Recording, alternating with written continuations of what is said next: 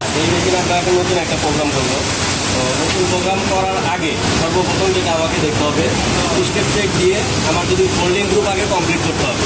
আর folding group complete করার পরে তারপরে হচ্ছে আমরা প্রোগ্রামে যাব, ঠিক আছে? তো আমার ফোল্ডিং গ্রুপটা আমি চেক করছি, ফোল্ডিং গ্রুপ আমার কমপ্লিট আছে।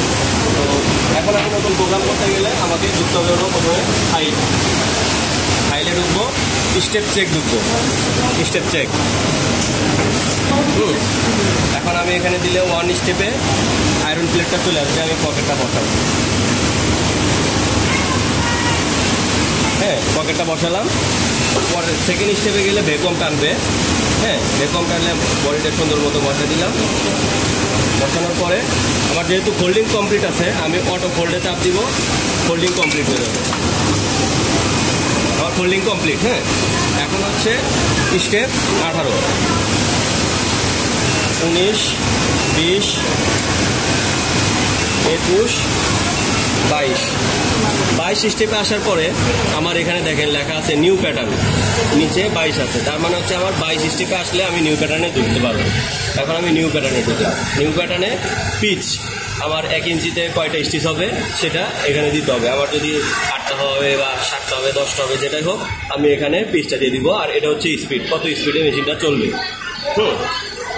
তো আমি এখানে যদি প্রথমে হাই দিয়ে যদি প্রোগ্রাম করি, পর আমি এখান থেকে কমাই দিতে পারবো। কিন্তু প্রথমে যদি আমি এখান থেকে লো দিয়ে দিই, এখানে সাপোজ যদি আমি 1000 দিই, হ্যাঁ, আর উপরে যদি আমি 2000 দিই, আমার মেশিন 1000 স্পিডেই চলবে।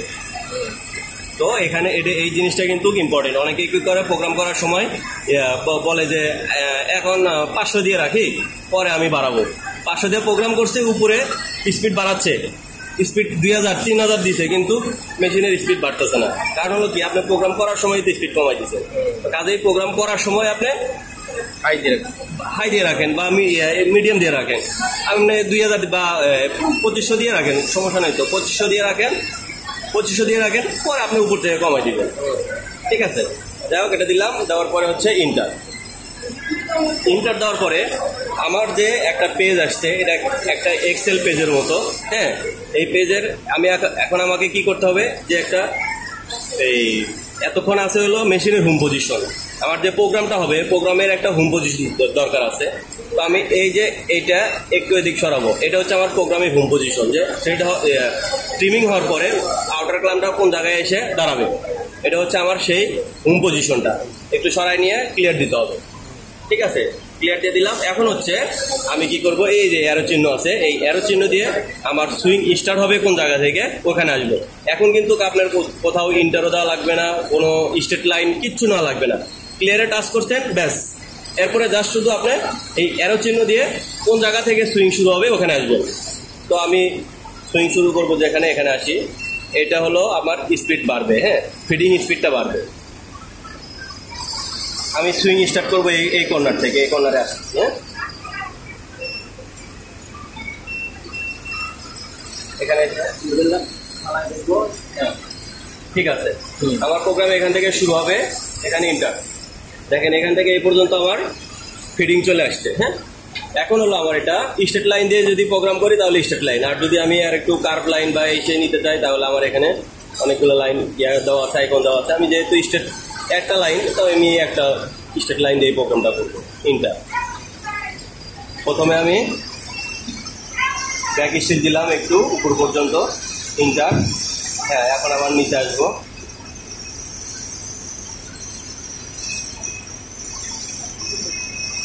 ইন্টার।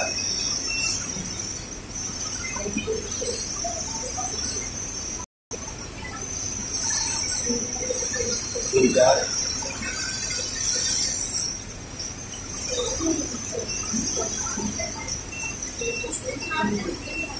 যদি হেল্প করে দেন নামায়।